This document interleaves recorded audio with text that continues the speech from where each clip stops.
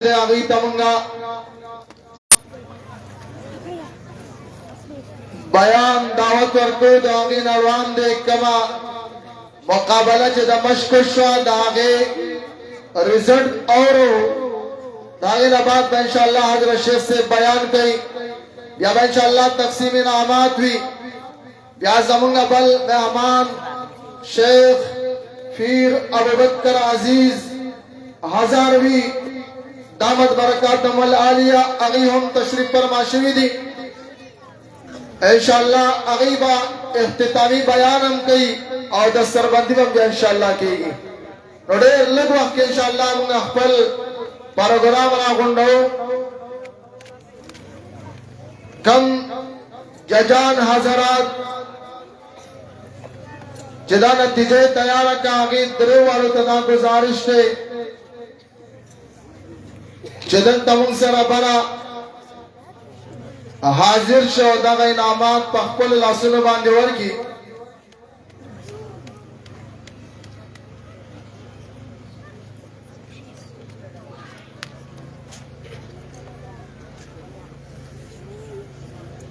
दही सरा दरियाला के जमुंगा उस्ताद से काबिल कदर जनाब हजरत मौलाना शमसुल हक एडवोकेट से तो हम दावत और कौम चागा हम दी सरोदरेगी औदा का इनामात पखपल और मुबारक लासुन बांधवर की दागा शपग माशुमान के तरे माशुमान अगर पे इनाम के रागली दी पपेल लंबर बांधे रहीमुल्लाह बिन मौलाना शेख नेमतुल्लाह खाकसार से दामद बरकातुहुल आलिया अवल पोजीशन हासिल करे पदवाम पोजीशन बांधे मोहम्मद जमील बिन मोहम्मद दीन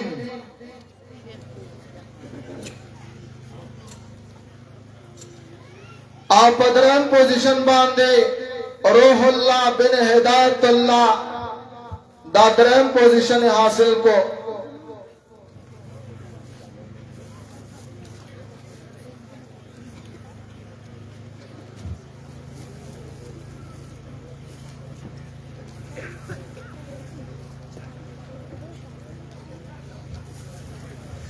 जज़ाकुमुल्लाह दा टोल कमो तालिबान होचे तिलावतनो के दा टोल द इनाम हकदार दी पदक कजे क्यों दल औदास अंदाज के तिलावत केवल यकीनन दादे नाम हकदार दी अल्लाह पाक ते मजीद पेटो तक कामयाबी और नसीब की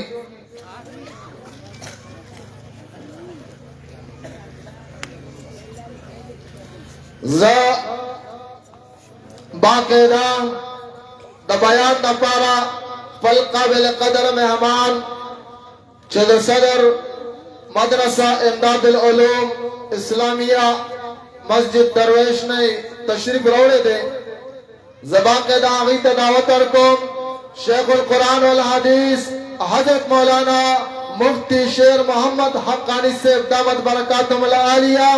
चमेत तो तशरीफ फरमाशी और मुंगा होता से ता दखपलो जरीर ख्यालात इजहार फरमाई जनाब हजरत मौलाना मुफ्ती शेर मोहम्मद हक्कानी से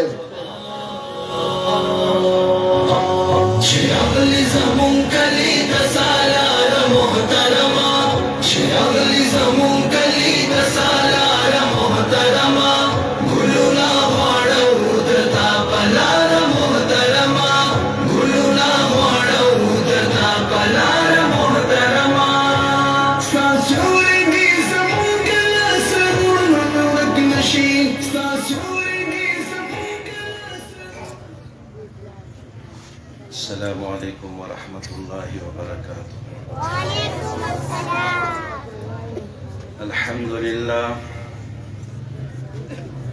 अल्हम्दुलिल्लाह नहमदुहु व नस्तईनुहु व नस्तगफिरुह व नु'मिनु बिही व नतवक्कलु अलैहि व नऊज़ु बिल्लाहि मिन शुरूरि अनफुसिना व मिन सय्यिआति अमालिना من يهده الله فلا مضل له ومن يضلله فلا هادي له ونشهد أن لا إله إلا الله وحده لا شريك له ونشهد أن سيدنا ومولانا محمدا عبده ورسوله أما بعد فأعوذ بالله من الشيطان الرجيم بسم الله الرحمن الرحيم إن هذا القرآن يهدي للتي هي أقوم ويبشر المؤمنين الذين يعملون الصالحات أن لهم أجرا كبيرا وأن الذين لا يؤمنون بالآخرة أعتدنا لهم عذابا أليما قال النبي صلى الله عليه وسلم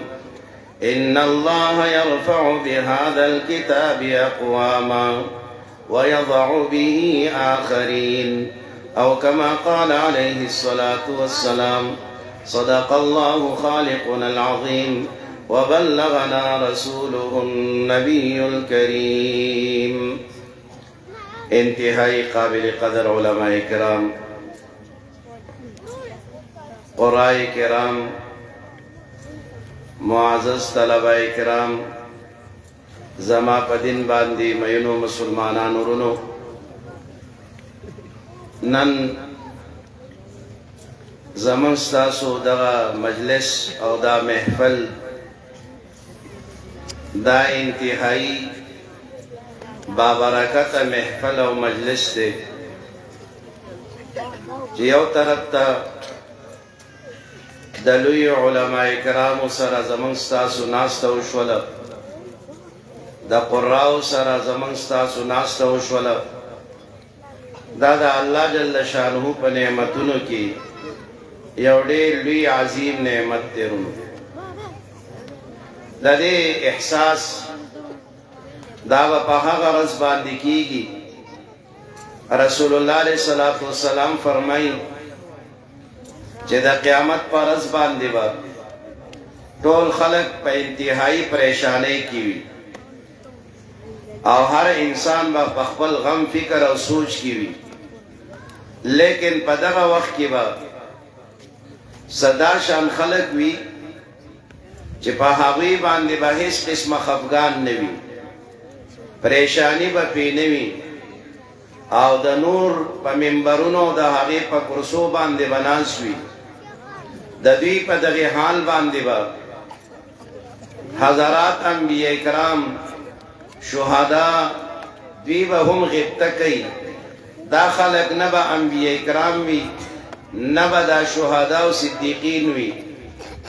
رسول اللہ علیہ السلام نتپوس کیگی چی دا اللہ حبیبہ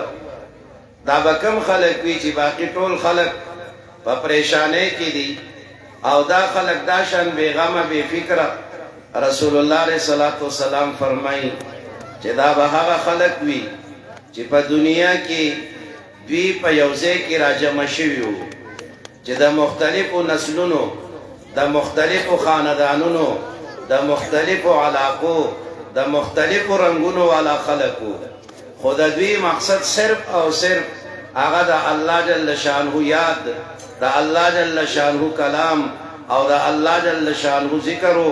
پا دے باندې دوی سر راٹول شوی و آغا خلقو تبا اللہ جل شانہو دا قیامت پر از دا شان اعزاز و اکرام ورکی جا اللہ بدوی دا آخرت دا فکر نبی فکر کڑی وی دا حقی دا غم نبا اللہ جل شانہو بے غم کڑی وی دا اللہ نبا دا امید ساتو جیسا منگ ستاسو دا مجلس دا محفل دا ناستا دا با اللہ جل شانہو دا قیامت دا آسانتیا ذریعہ منگ تا جوڑی اللہ جل شانہو دی زمانگ ستاسو دا ناستا دا خبر رضا دا پارا گرزی اور دا انتہائی مبارک محفل دے ذکا چی پدی کی دا قراء حضراتو دا حفاظ حضراتو دا حوی دا حوصل افزائی دا پارا دا محفل او دا مجلس جوڑ شوے دے رونو دے معاشرہ کی منگورو چې ځای په ځای باندې دا شان محافل د علما جوړي او دا جلسې کوي او دې ته دغه دیندار مسلمانان راغواړي او د هغوی شرکت هغه په دې مجلس او محفل کې لازم کوي. د دې څه مقصد دی؟ دا علما دا شان محفل ولې جوړي؟ رونو اول د آیات ساته چې دا علما دا زمون ستاسو خیرخواهان دي، لکه څنګه چې الله جل شانه څومره انبیاء کرام را لېږلي دي، د ټولو انبیاء کرامو کې د امت خیرخواهي وه. هر پیغمبر د خپل قوم ته دا ویلي دي وانصح لکم ونصحت لکم وانا لکم ناصح امین. هر پیغمبر دا وینا کړي او رسول الله علیه الصلاۃ والسلام هغه موږ تاسو ته فرمایي الدین النصیحه، چې دا دین دا د خیرخواهۍ نوم دی او دا علما دا د حضرات انبیاء کرام وارثان دي. اکرموا العلماء فانهم ورثه الانبیاء، چې تاسو د دغه علماء کرامو د دوی عزت کوئ، د دوی قدر کوئ، د دوی احترام کوئ، ځکه دا د یو پیغمبر نه د ټولو پیغمبرانو ورثه دي، د ټولو پیغمبرانو ورثه دي دا علماء کرام. دنیا کې رونو منګورو یو انسان وفات کیږي، دا هغه خواږه خواږه هم د نه پاتې شي، دا هغه خواږه ترونه هم ته نه پاتې شي، د خواږه دوستان د تر زامنو په شکل کې دام ته نه پاتې شي، خواږه ماماګانې هم پاتې شي. د دې ټولو د سره مینه ده او د ټولو ورسره محبت ده او د ټولو ورسره قریبي تعلق ده، لیکن چې کم میراث د نه پاتې ده دا صرف د زوی ته ملاویږي، د ضرور ته نه ملاویږي، د تر ته نه ملاویږي، د تر زوی ته نه ملاویږي، ماما ته دغه میراث نه ملاویږي، ځکه چې دا بچی د پلار ته ډېر زیات نږدې دی. دا قشان دا حضرات علماء کرام رونو دا انبیاء کرامو ته ډېر قریب خلق دی. د دې وجې نه رسول الله علیه الصلاۃ والسلام د دوی متعلق موږ ته دا فرمایلي فانهم ورثه الانبیاء، العلماء ورثه الانبیاء. نه د علماو قدر وکړو، د دوی احترام وکړو، د دوی په قدر او په احترام باندې ما تا ته د دنیا او آخرت عزتونه ملاوي. الله دوی ته عزت ورکړی دی، دا زما او ستا د عزت محتاج نه دي. په دنیا کې هم الله دوی ته عزت ورکړی دی او په آخرت کې به هم دا انتهایی معزز وي. دنیا کې الله جل شانه دا شان عزتونه ولا ورکړي دي چې رسول الله علیه الصلاۃ والسلام فرمایي چې ان الله وملائکته ليصلون على معلم الناس الخير، چې الله او دا الله فرشته دا رحمتونه او دا رحمتونو دعاګانې کوي هغه خلکو ته چې څوک انسانیت ته خیر ښیي، خیر طرف ته رابلي او د خیر او د نیکو دعوت ولا ورکوي، او دا علماء کرام دي. دغه علما دنیا کې چې څومره خیر دی دا د انسانانو ته دغه خیر ښیي چې دا کار کوئ په دې کې خیر دی، دا عمل کوه په دې کې د دنیا او د آخرت ترقی ده، دا عمل کوه په دې کې د الله جل شانو خوشنودي، د الله رضامندي ده، دا عمل کوه په دې باندې الله جنت ته درکوي، دا عمل کوه په دې باندې به الله جل شانو درته مغفرت نصیب کوي. نو د دوی د الله په نیز باندې معزز دي، الله جل شانو د دوی قدر کوي. دا حفاظ د قرآن تلاوت کوونکي دا الله په نیز باندې معزز دي، الله ورته څومره عزت ورکوي. په حضرات صحابه کرامو کې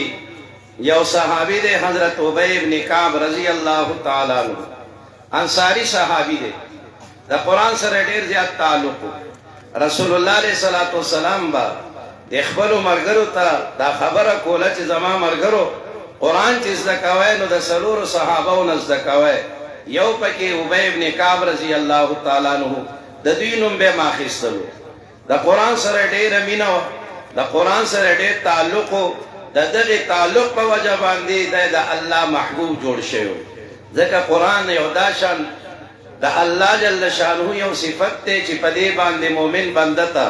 دا اللہ دیر زیاد قرب حاصلی گی امام احمد ابن حنبل رحمہ اللہ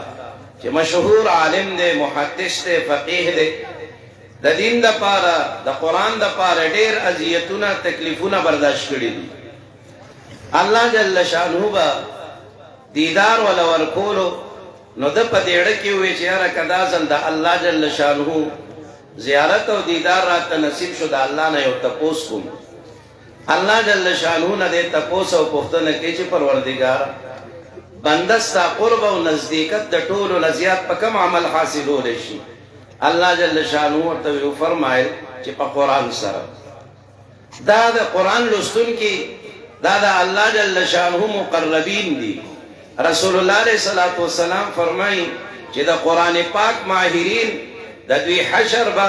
اللہ جل شانہ دا کرام برر سر کئی اگا فرشتو سر بدویوی چی کم دا قرآن پاک انتہائی کرام برر کم فرشتی دی دا ماہرین و حشر با دا دوی سروی دا دوی پشان دا اللہ جل شانہ پنیز باندے مقرب تے دا قرآن والا رسول اللہ علیہ السلام ہم دا دوی سر بھی نہ کئی امام عاصم رحمہ اللہ مشہور قاری تیر شوے دے دا دوی متعلق راضی چی دا قرآن سر انتہائی مینوا پا ہر حال کی با دا قرآن تلاوت کولو یا بے قرآن اوریدلو دا قرآن تلاوت دا اللہ جل شانہ دا قرب و دا نزدیکت ذریعہ دا فرشتو دا قرب و دا نزدیکت ذریعہ دا رسول اللہ علیہ السلام دا قرب و دا نزدیکت ذریعہ دا امام عاصم رحمہ اللہ با پا ہر حال کی دا قرآن سر بے تعلق ہو چی کل با حج و عمری تتلو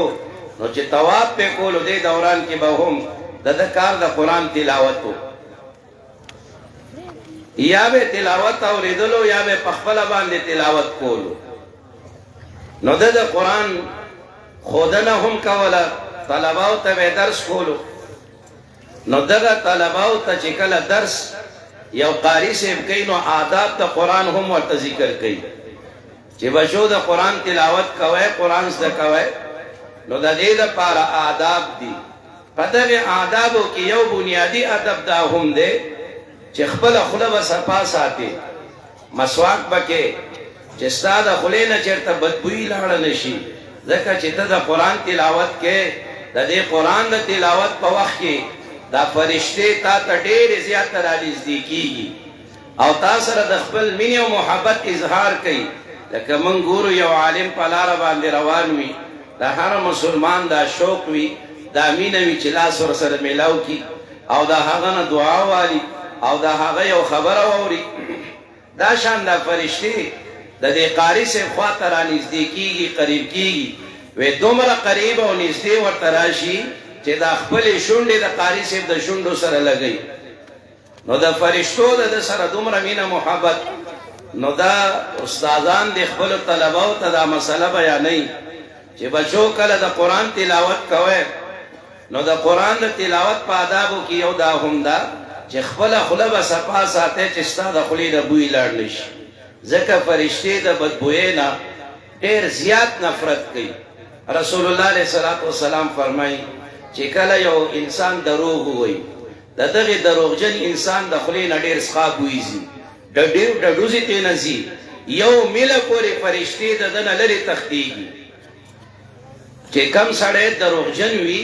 دا رحمت فرشتے ہم دا تنرانیز دیکیگی یو مل پوری دا دن لری لری دا فرشتے کرزیگی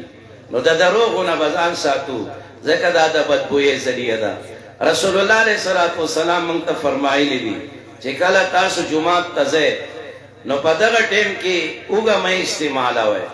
پیاز میں استعمال ہوئے دارنگا چکم بدبودار رسیز دے لکم مولے شولا یا نسوار شول یا سگرٹ شول نو دا دے نبزان ساتو ذکر جماعت دا فرشتو ماحول دے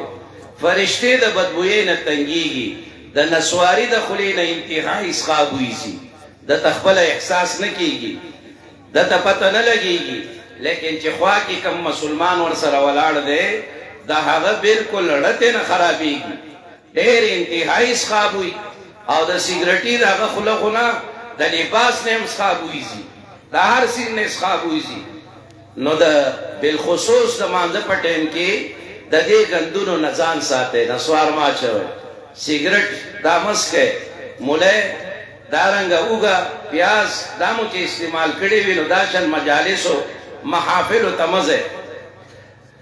نو دې قاري صاحب به د خپلو شاګردانو ته دا هدایات کول چې تاسو د خپل خولې صفایي کوئ چې د خولې نه مو بوی لاړ نه شي خو د دې قاري صاحب د خولې نه انتهایي خوشبو بدله امام عاصم رحمه الله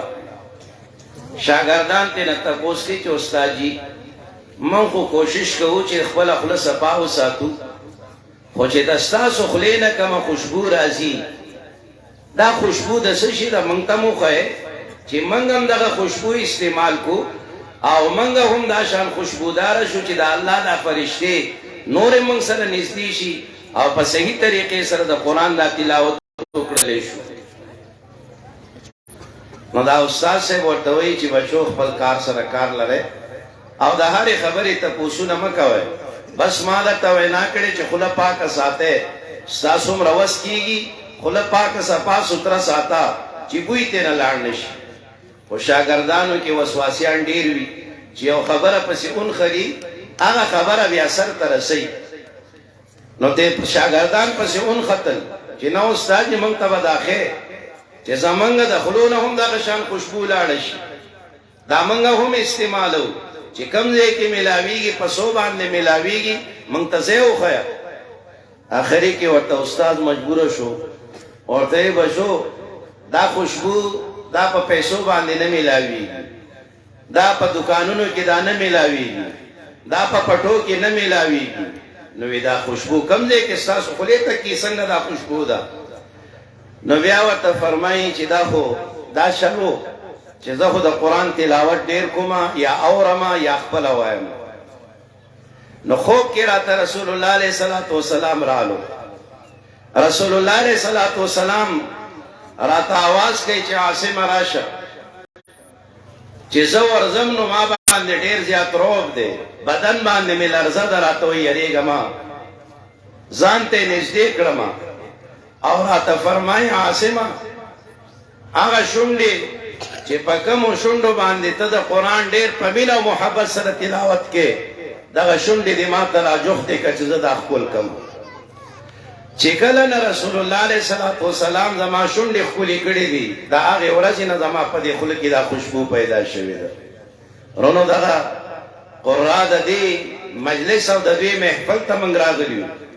د دوی سره زمونږ تعلق او نسبت دی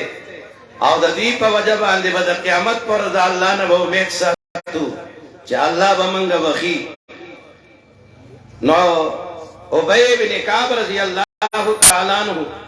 د رسول الله علیه صلوات والسلام صحابي دی د قرآن سره ډېره مینه محبت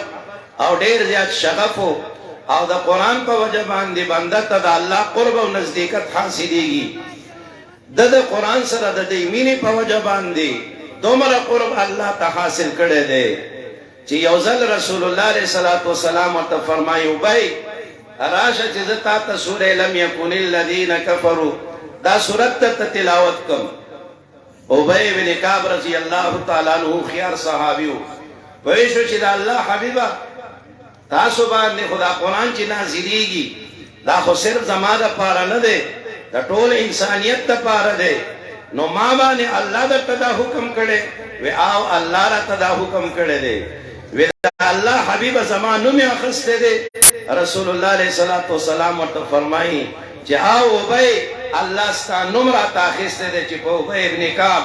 رضی الله تعالی عنہ باندې دا صورت تلاوت کا ورونو قرآن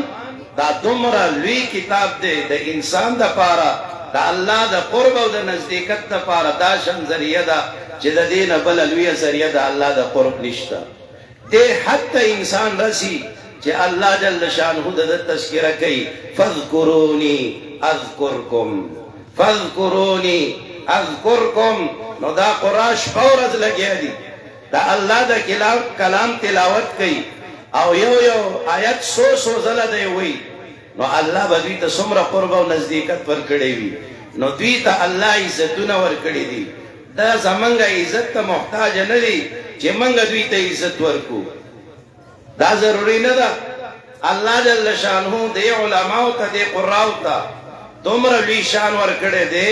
چې دا هغه منګ تصور هم نشو کوله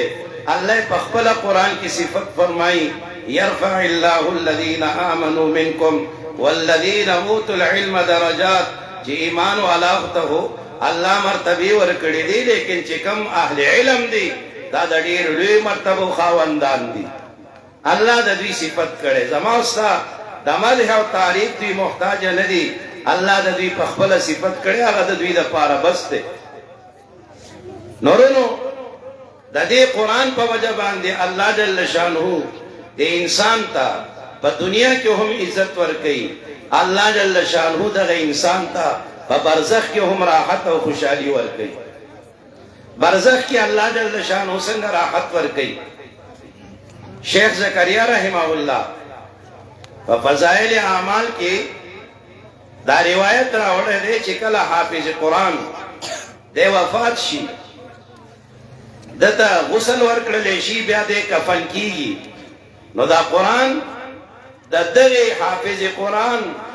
د سینې او د کفن په منځ کې د دننه شي او په دې کفن کې د سره ایثار شي بیا چې کله قبر کې کېښودلی شي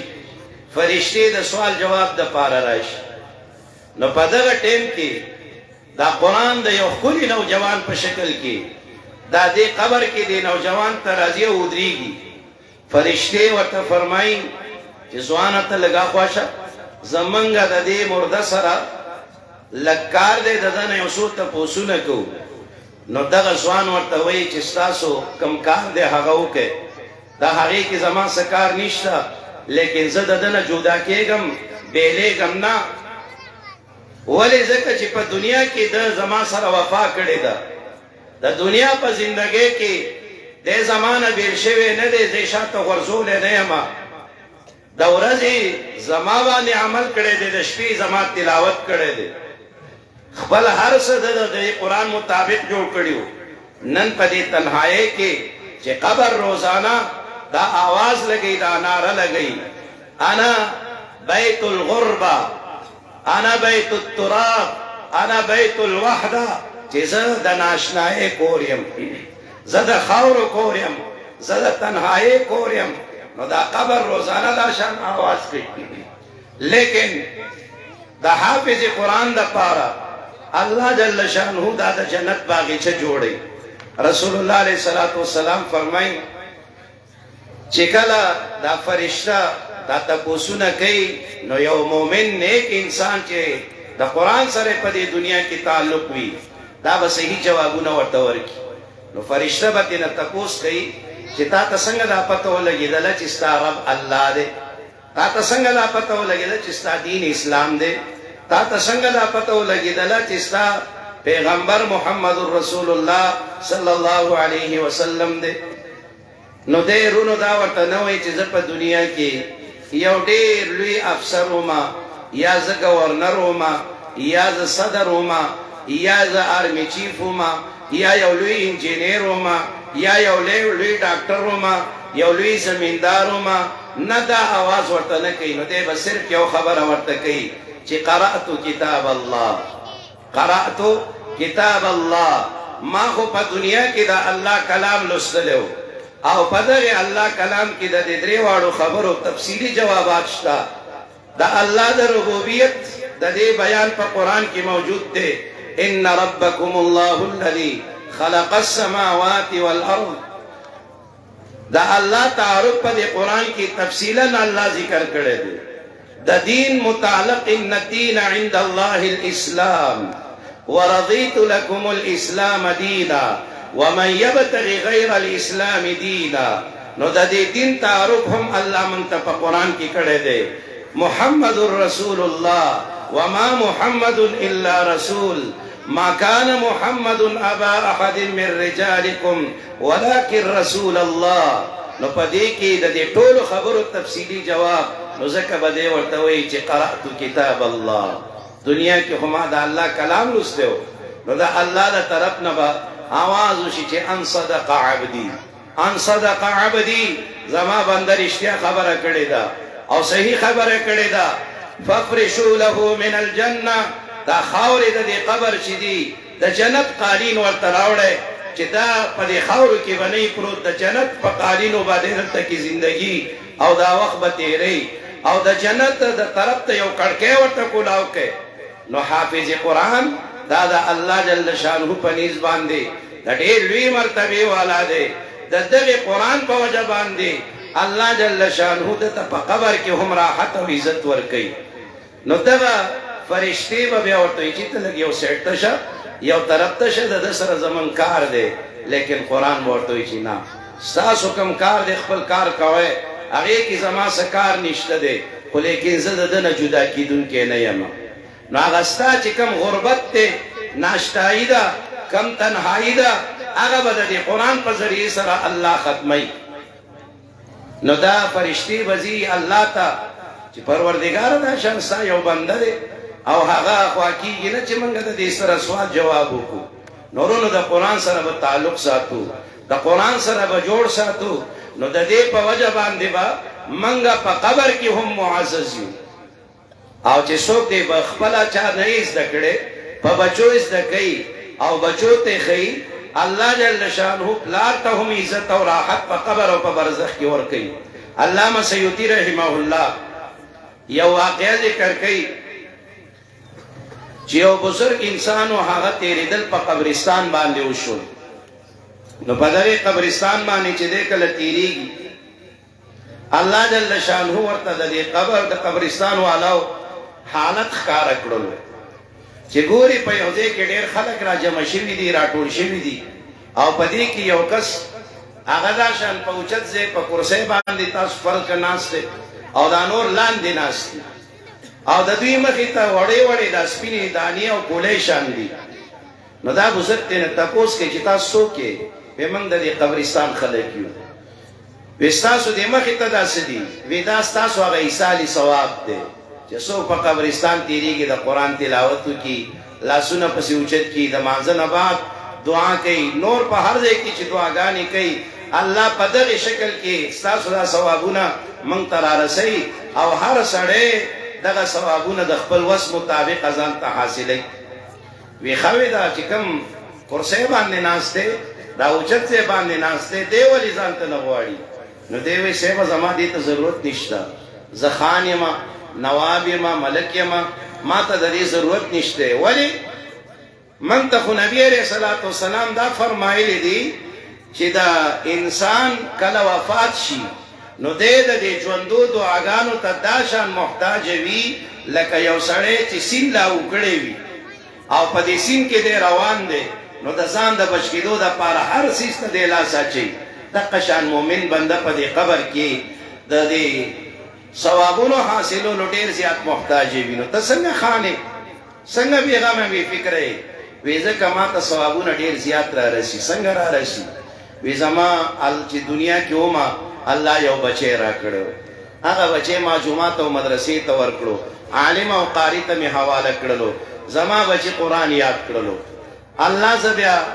خپل ځان ته غوښتلم وفات شوم نو چې زه وفات شوم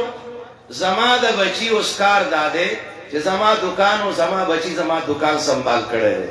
سهار دی دکان ته ځي او ماښام واپس راځي خو زما د بچی عادت دا دی چې کله دی سهار ځي نو د قرآن تلاوت شروع کی تر ماښامه پورې د قرآن ختم کړی وي دکانداري هم کوي او د دکاندارۍ سره سره دی هلته کې دغه قرآن تلاوت هم کوي چې دکان ماښام بندوي لاسونه پورته کړي چې پروردګاره زما د دې تلاوت ثواب زما پلار ته ورسې نو هر ماښام ما ته په پنډونو پنډونو په بارونو بارونو ثوابونه رارسي د دې لږ لږ ثواب ما ته حاجت او ضرورت نشته دی دا بزرګ ځي هغه مارکیټ ته هغه دکان ته د هغه کس تپوس کوي د پلار تپوس یې کوي نو هر څه نښې ورته صحیح وښودلې څه وخت بعد دوباره په دغې قبرستان باندې د ده تېرېدل کېږي نو بیا ګوري چې دا خلک راټولې شوي دي او چې کومه کرسۍ باندې ناست هغه هم دا ځل لاندې په ځمکه دی هغه هم دغه دانې راټولوي نو دی ترېنه تپوس کوي چې تا خو تېر ځل وې چې زه خان یم نواب یم خانې دې څه شوه وی خانی وی ختم شوله ولی وی ځکه زما هغه یو بچی چې هغه خو دکاندار و د قرآن تلاوت به کولو خو هغه وفات شو نو چې هغه وفات شو نو سلسله زموږ ختم شوله ورونو چې د کومو بچو باندې چا د قرآن حفظ کړی دی تجوید یې کړی دی په ناظرې پې ویلي دي دا شان پرېږدی ما بلکې دغه سلسله جاریه او باقي وساتئ چې دا د خپلو استادانو سره تعلق وي او بیا دوی دې حد ته ورسېږي چې دغه استادان ورته کلاسونه حواله کړي چې هغه نورو بچو ته وښیي هغه نورې مخکې نورو ته وښیي نو بیا به تر قیامته پورې ستا دغه خاني او نوابي به دې په قبر کې برقراره وي ته به محتاجه کېږې نه لیکن ورونو یاد ساتئ که دا ټوله دنیا د یو کس شي دا ټوله دنیا د یو کس شي او په دې ټولې دنیا باندې دی دا جنت حاصلولو غواړي دی جنت نشي حاصلولی لیکن چې په کوم بچي باندې د حفظ وکړلو د قرآن سره د ورته تعلق جوړ کړلو الله جل شانه به د دغې بچي په وجه باندې صرف تا ته نه بلکې ستا د خاندان هغه لس کسان چې د هغوی متعلق د جهنم فیصله شوي وي د ده په وجه باندې به الله د جنت مستحق جوړوي د ده په سفارش باندې به الله جل شانه جنت ته بوزي نورونو د کومو بچو چې ختمونه کړي دي یو به د دې دا اهتمام کوو چې دا بچي زموږ نه دا شان پاتې نشي ضایع نشي بلکې د دغې بچو به نگراني کوو باقاعده چې څو پورې موږ ژوندي یو چې د دوی تعلق د قرآن سره وي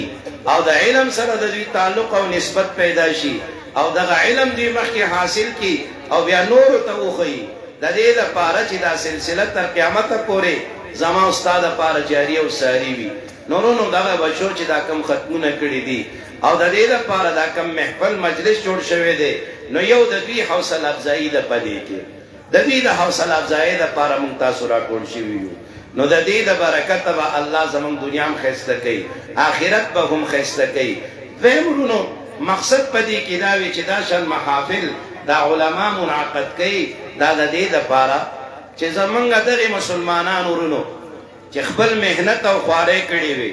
خولې ویستلې وي پیسې ګټلې وي هغه حلالې پیسې دوی دغې محتمم صاحب ته ناظم صاحب ته دا حواله کړلې د دې لپاره چې تاسو دلته دې بچو ته سبقونه ښیئ قرآن ښیئ دین ورته ښیئ